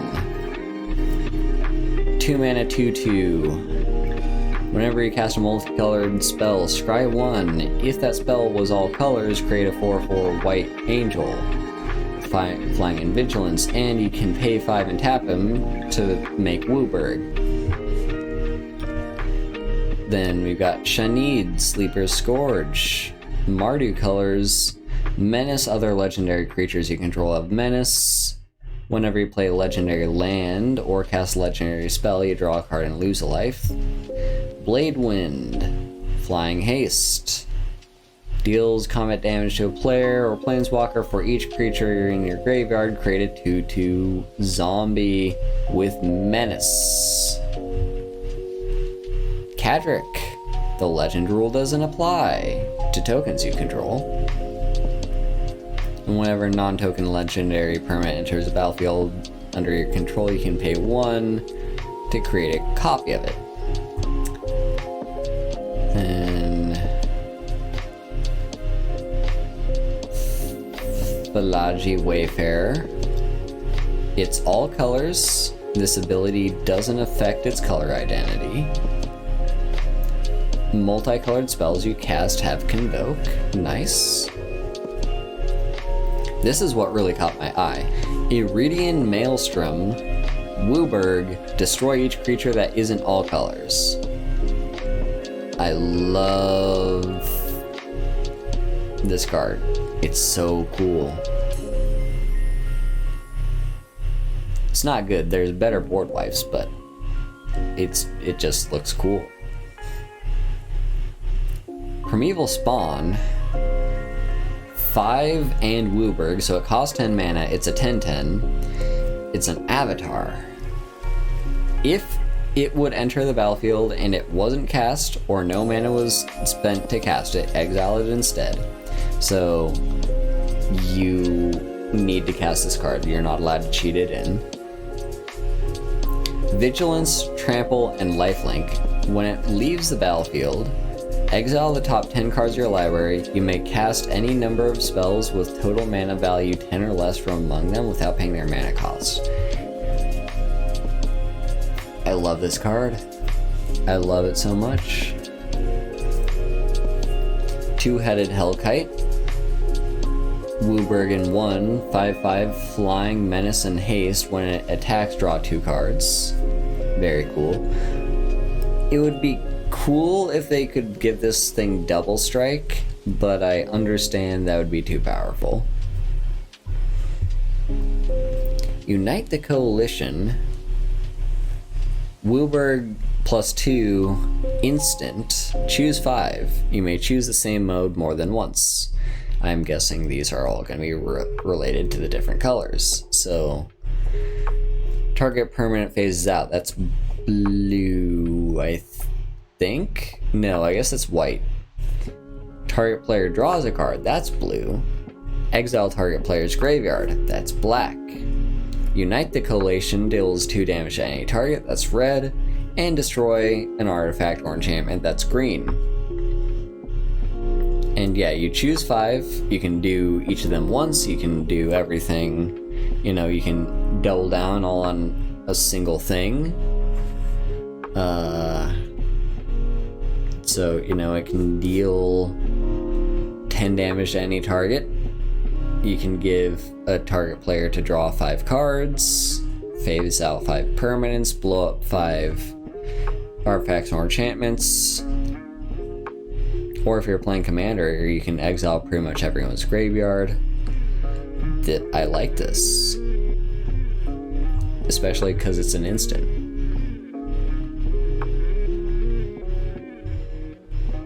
Okay. Anything else? There are a few more.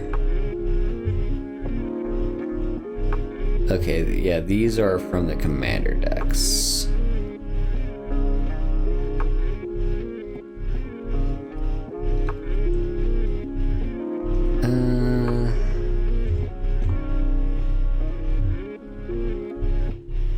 Okay, yeah. I like the 5-color Commander deck, though. That's kind of cool. Are these commanders? Yeah, they can be your commanders.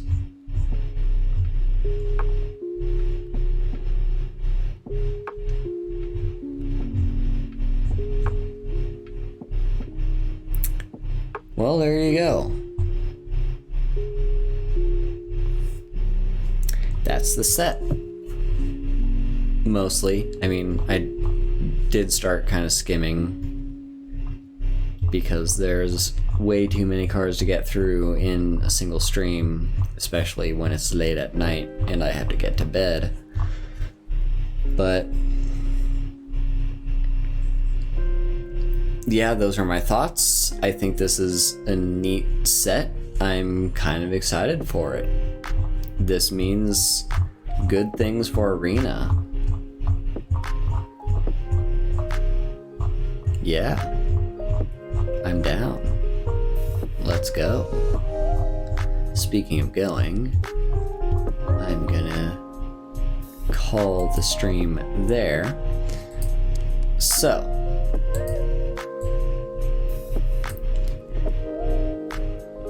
let me pop over to Twitch to find who's streaming.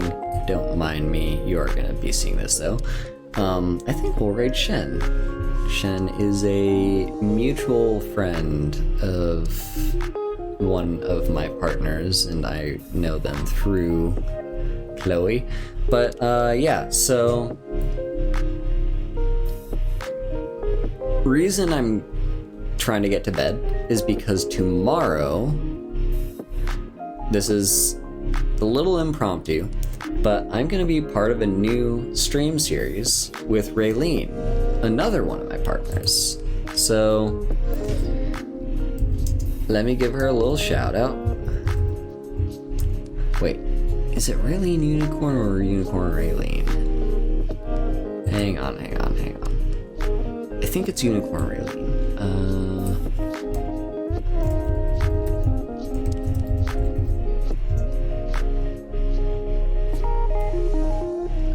Yeah, that's probably correct, yes.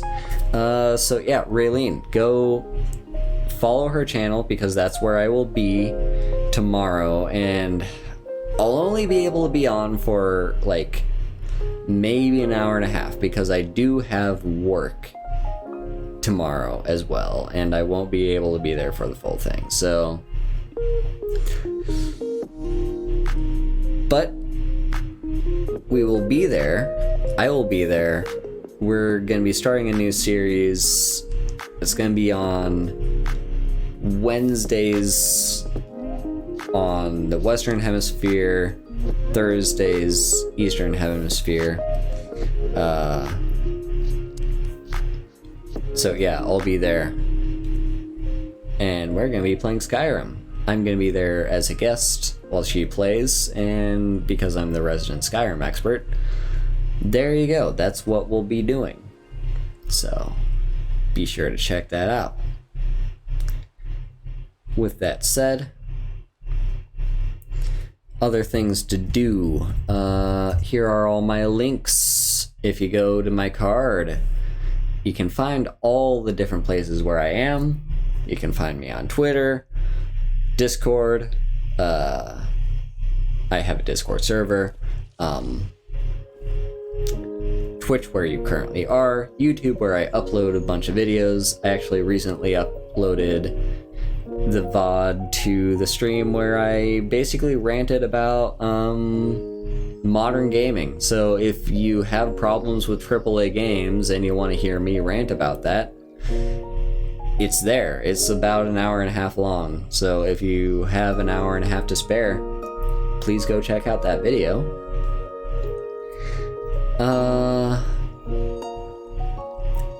As for other things, I've also got the Throne, if you want to send me stuff. And yeah,